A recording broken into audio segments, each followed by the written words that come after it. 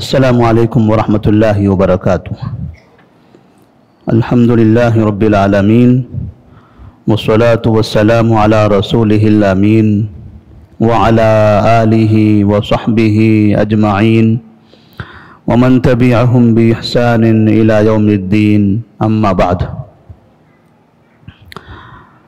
فاعوذ باللہ من الشیطان الرجیم، بسم اللہ الرحمن الرحیم۔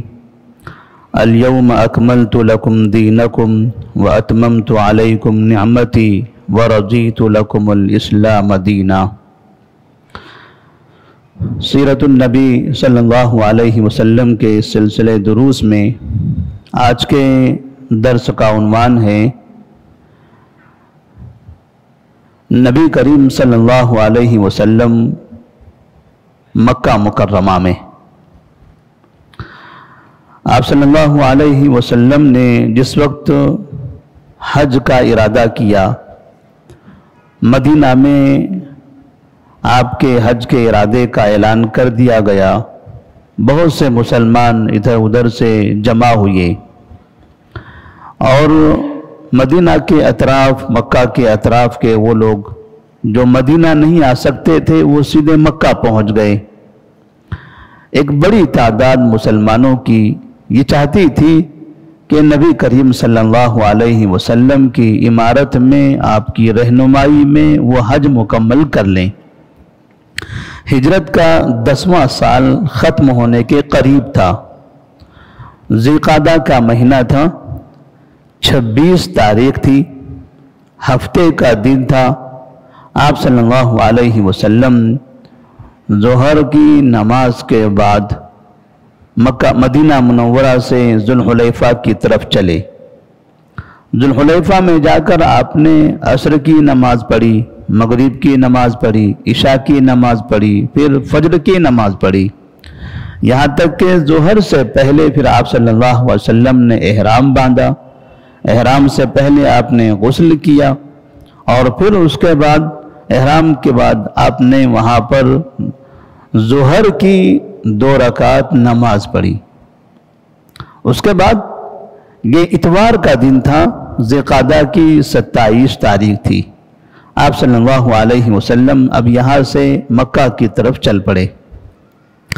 تو 27 ذی القعدہ سے، ذی القعدہ کو آپ نکلے تھے ذوالحلیفہ سے، جو مدینے کا میقات ہے، اور تقریباً 8 دن کا عرصہ لگا آپ کو مکہ پہنچنے میں۔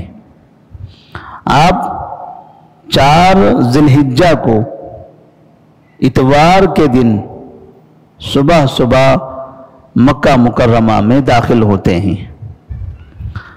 ابھی حج کے ایام شروع ہونے کے لیے 4 دن باقی تھے۔ اس سے پہلے آپ صلی اللہ علیہ وسلم اور صحابہ رضی اللہ تعالیٰ عنہ کی ایک بڑی تعداد مکہ میں داخل ہو چکی تھی۔ پورا مکہ بھرا ہوا تھا، ہر طرف لبیک اللہم لبیک، لبیک لا شریک لک لبیک، ان الحمد والنعمت لک والملک لا شریک لک، یہ تلبیات کے ساتھ آواز گونج رہی تھی۔ مسلمان بڑے خوش تھے کیونکہ بڑے عرصے کے بعد انہیں حج نصیب ہو رہا تھا، اور حج کی فرضیت سن 9 ہجری میں ہوئی تھی۔ ابھی 1 سال گزرا تھا، 10ویں ہجری میں آپ صلی اللہ علیہ وسلم حج کرنے کے لیے مکہ مکرمہ آئے تھے۔ بہت سے مسلمانوں نے 9 ہجری میں حج نہیں کیا تھا۔ 9 ہجری میں حج کرنے والے مسلمانوں کی تعداد بہت کم تھی، سینکڑوں میں تھی، لیکن اس سال یعنی ہجرت کے 10ویں سال حج کرنے والے مسلمانوں کی تعداد بعض روایتوں کے مطابق 1,44,000 تھی۔ یہ زیادہ کی تعداد ہے۔ بعض لوگوں نے 1,24,000 بتایا اور اس کے درمیان بھی ہیں۔ تو اگر ہم بہت بڑی تعداد لے لیں تو 1,44,000، کم لیں تو 1,24,000، پھر بھی 1,00,000 سے کافی زیادہ تعداد تھی۔ تو نبی کریم صلی اللہ علیہ وسلم کے لیے اب یہاں ایک بڑا مسئلہ یہ تھا کہ اتنی بڑی تعداد ہے اور اتنی بڑی تعداد کی رہنمائی بھی کرنی ہے۔ آپ کو انہیں حج کا طریقہ بھی بتانا ہے، اور پھر مینا، عرفات، مزدلفہ میں جو مسائل آتے ہیں ان تمام مسائل کو حل بھی کرتے رہنا ہے۔ نبی کریم صلی اللہ علیہ وسلم نے سب کو سنبھالا، ساری قوم آپ کے ماتحت، آپ کی رہنمائی میں حج کے کام انجام دیتی رہی۔ 4 ذی الحجہ کو اتوار کے دن آپ مکہ میں داخل ہوئے اور پھر آپ نے عمرہ کیا۔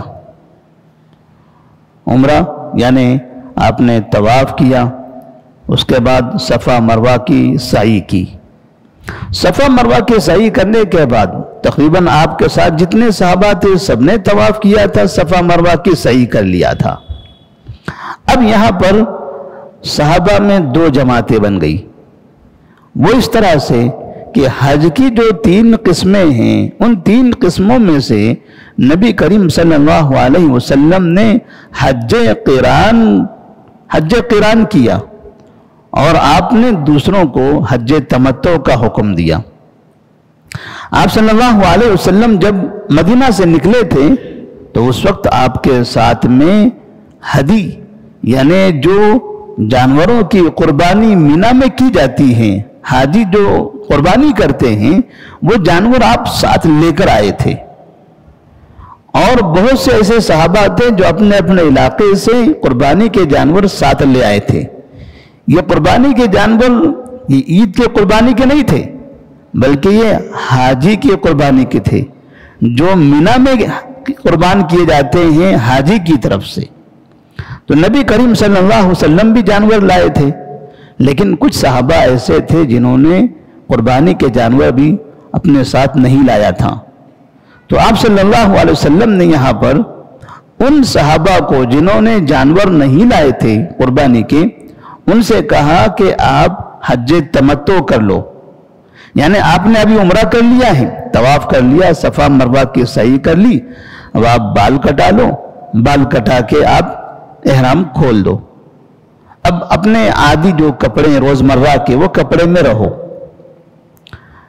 صحابہ رضی اللہ تعالیٰ عنہ نے دیکھا کہ نبی تو ہمیں حلال ہونے کا حکم دے رہے ہیں، حلال ہونا یعنی احرام کا جو کپڑا ہے وہ اتارنا، اس کو حلال ہونا کہتے ہیں، کہ صحابہ سمجھ رہے ہیں کہ ہمیں حلال ہونے کا حکم دے رہے ہیں جبکہ نبی خود احرام کی حالت میں ہیں، آپ اپنا احرام نہیں اتار رہے ہیں۔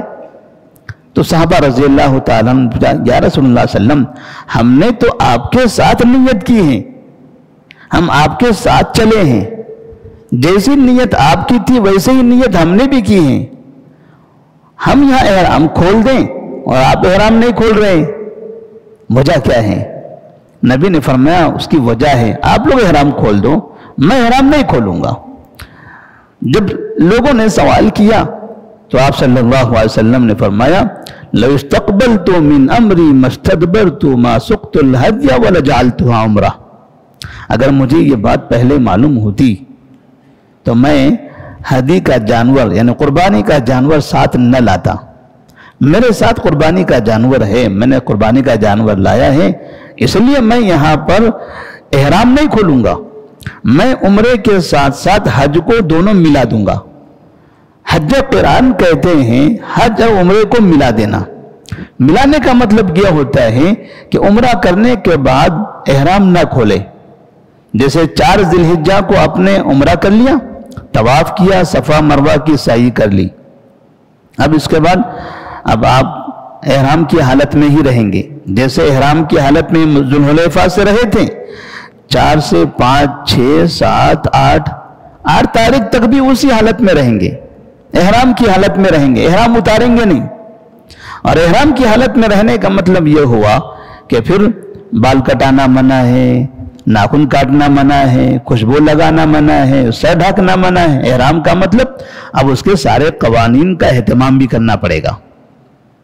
جب 8 تاریخ شروع ہو جائے گی پھر آپ حج کا تلبیہ پکار کر مینا کی طرف چلے جائیں گے، اور پھر جیسے تمام حاجی مکمل حج کرتے ہیں ویسے آپ کا حج ہوگا۔ حج تمتع جو صحابہ کو آپ نے حکم دیا تھا کہ آپ احرام کھول دو، تو وہ اس کو حج تمتع کہا جاتا ہے۔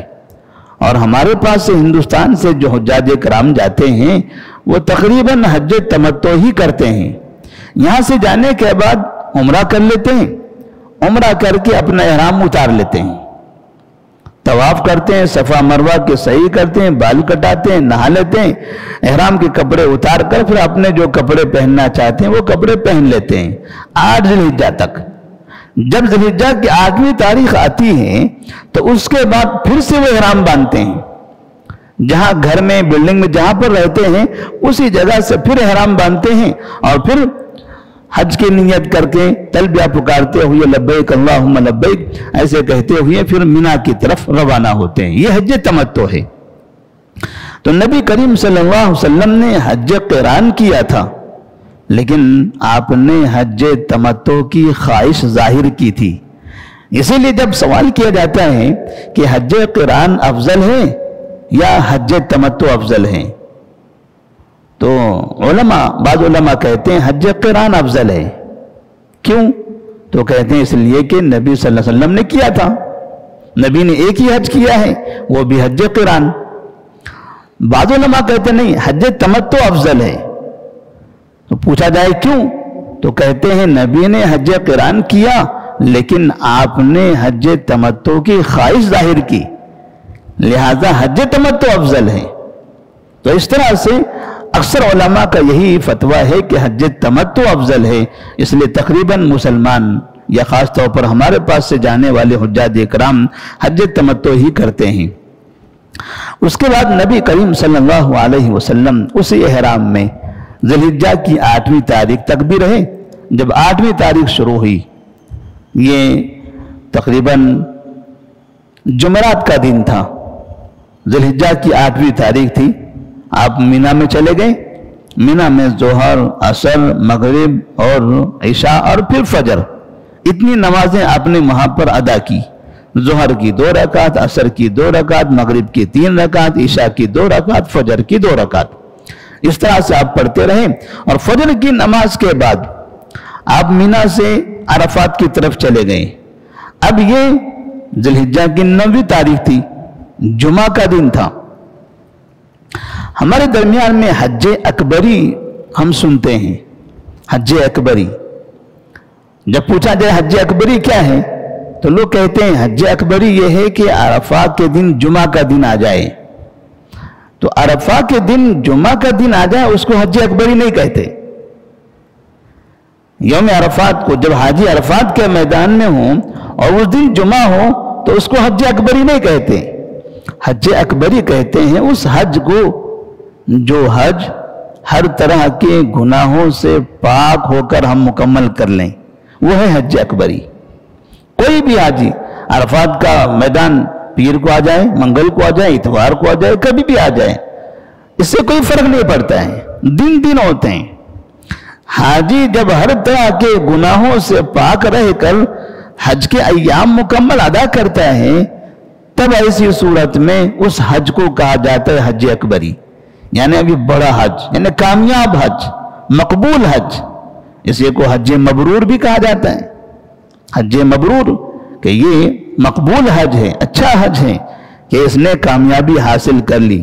کیونکہ نبی کریم صلی اللہ علیہ وسلم نے فرمایا من حج فلم يرفث ولم يفسق رجع كيوم ولدت امه، جو شخص حج کرتا ہے اور دوران حج مینا میں، عرفات میں، مزدلفہ میں، پھر مکہ میں، مدینہ میں، جہاں بھی وہ جاتا ہے، مدینہ تو حج کے ارکان سے باہر ہے، مکہ تک ہے، مینا، عرفات، مزدلفہ، مکہ، یہ جو علاقے ہیں، ان علاقوں میں وہ ہر طرح کے گناہوں سے اپنے آپ کو محفوظ کرتا ہے۔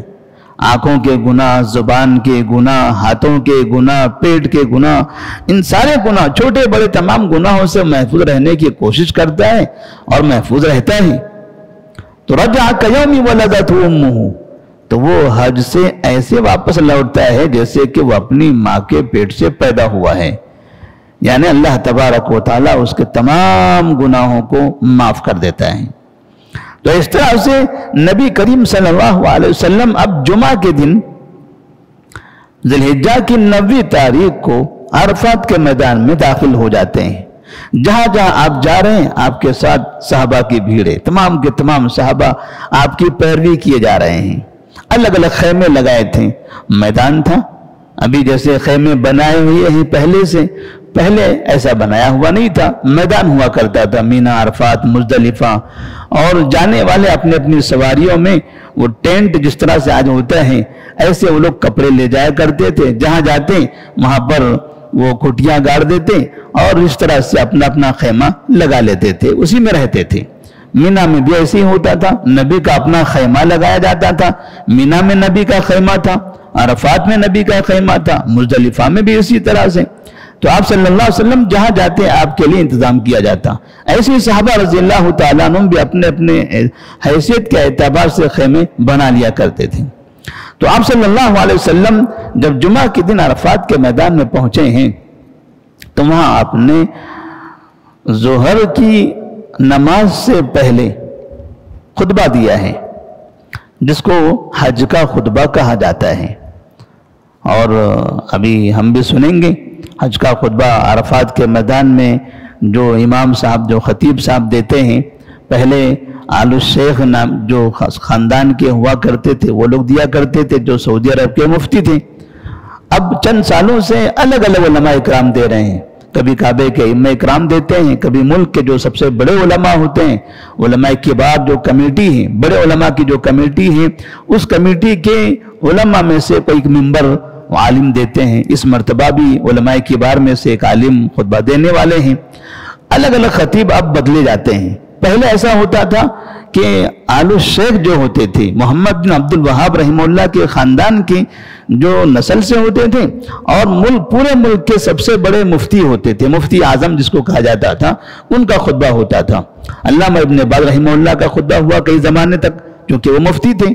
پھر عبدالعزیز آل الشیخ رحمہ اللہ کا، حافظ اللہ کا خطبہ ہوتا رہا، لیکن آج کل وہ بیمار چل رہے ہیں، اس لیے ان کی جگہ پر الگ الگ خطیبوں کو تبدیل کیا جاتا ہے۔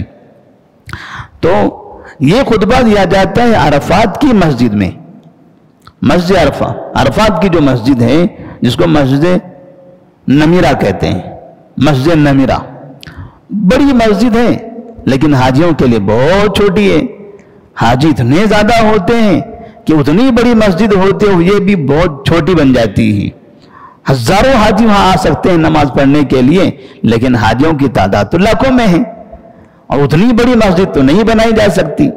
تو جہاں تک کہ وہ جگہ ہے، جہاں تک کہ اس کی آوازیں جاتی ہیں، وہاں تک کہ مسلمان حجاج کرام ان کے پیچھے ان کی اقتداء میں نماز پڑھتے ہیں۔ تو اس جگہ پر جو خطبہ ہوتا ہے اس کو عرفات کا خطبہ کہتے ہیں، یا بعض لوگ حج کا خطبہ کہتے ہیں۔ نبی کریم صلی اللہ علیہ وسلم نے یہاں پر ظہر کی نماز پڑھانے سے پہلے خطبہ دیا، اور خطبہ دینے کے بعد پھر آپ نے ظہر کی 2 رکعت نماز پڑھائی۔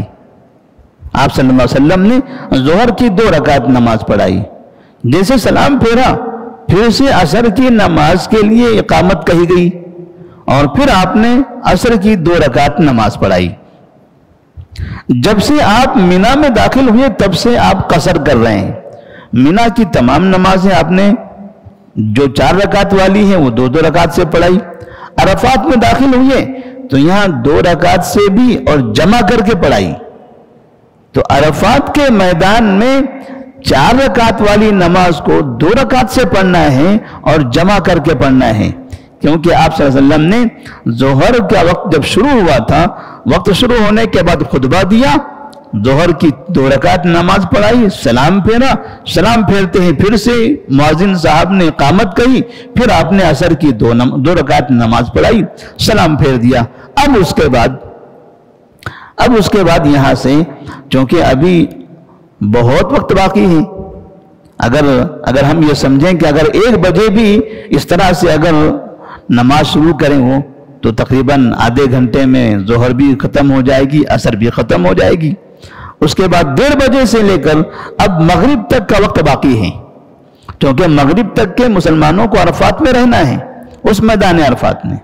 اب وہاں آپ صلی اللہ علیہ وسلم کا یہ عمل تھا کہ آپ صلی اللہ علیہ وسلم اس جگہ اس پہاڑی کی طرف جہاں پر آپ دیکھتے ہیں جس کو جبل رحمت کہا جاتا ہے، پہاڑ کے اوپر ایک کھمبا نما ایک چیز بنی ہوئی ہے، ایک پتھر رکھا ہوا ہے، اس پہاڑ کے قریب میں گئے اور وہاں سے آپ صلی اللہ علیہ وسلم نے گڑ گڑا کر رو رو کر اللہ تبارک و تعالیٰ سے دعائیں مانگی۔ اور عرفات کے میدان میں رہتے ہوئے حاجیوں کو روزہ نہیں رکھنا ہے، عرفات کے میدان میں رہتے ہوئے حاجیوں کو روزہ نہیں رکھنا ہے۔ جو غیر حاجی ہیں، جو حج نہیں کر رہے ہیں، ان سب کے لیے اس دن روزہ رکھنا ہے۔ اور تو ہمارے لیے بھی یوم عرفہ کا روزہ ہے، لیکن سوال یہ پیدا ہوتا ہے کہ یوم عرفہ کا روزہ رکھنا کون سے دن ہے؟ تو یوم عرفہ کا روزہ رکھنا ہے ذی الحجہ کی 9 تاریخ کو۔ آج ہمارے پاس ذی الحجہ کی کتنی تاریخ ہے؟ 7 تاریخ شروع ہو گئی ہے، ذی الحجہ کی 7 تاریخ شروع ہو گئی۔ ہمارے پاس جمعرات کو عید ہے، مطلب جمعرات کو 10 تاریخ ہے، تو 9 تاریخ کب رہے گی؟ بدھ کے دن۔ تو ہمیں یہاں پر بدھ کے دن روزہ رکھنا ہے۔ یوم عرفہ ہمارے لیے بدھ کے دن ہے، خاص طور پر اس بات کی ہم کوشش کریں کہ اس دن ضرور بضرور روزہ رکھیں، کیونکہ نبی کریم صلی اللہ علیہ وسلم نے اس دن کے روزے کے بارے میں فرمایا صوم یوم عرفہ احتسب علی اللہ ان یکفر السنۃ التي قبلہ والسنۃ التي بعدہ۔ یوم عرفہ کا روزہ اتنا عظیم ہے کہ مجھے امید ہے، یقین ہے کہ اللہ تبارک و تعالی اس روزے کے بدلے میں آئندہ کے 1 سال اور پچھلے 1 سال کے گناہ معاف کرے گا۔ تو اس لیے ہمارے لیے ضروری ہے کہ ہم اس روزے کا اہتمام کریں۔ اللہ تبارک و تعالیٰ سے دعا ہے کہ اللہ تبارک و تعالیٰ ہمیں نبی کریم صلی اللہ علیہ وسلم کی سنت پر عمل کرنے کی توفیق عطا فرمائے۔ اب عرفات کے میدان میں نبی کا جو خطبہ تھا، انشاءاللہ وہ خطبہ تفصیل کے ساتھ آئندہ کے درس میں بیان کیا جائے گا۔ السلام علیکم ورحمۃ اللہ وبرکاتہ۔